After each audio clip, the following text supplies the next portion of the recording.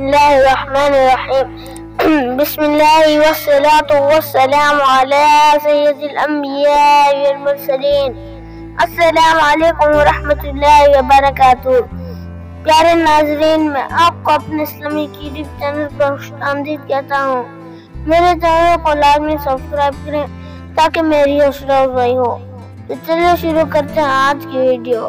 رمضان المبارک میں عمرہ کرنے کا اجر۔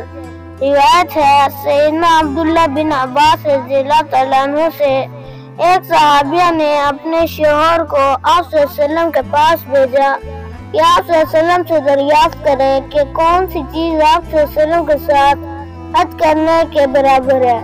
رسول اللہ صلی اللہ علیہ وسلم نے فرمایا، اسے سلام کہو اور بتاؤ کہ رمضان میں عمرہ کر لینا میرے ساتھ حج کر لینے کے برابر ہے۔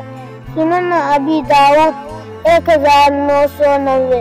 السلام علیکم ورحمۃ اللہ وبرکاتہ۔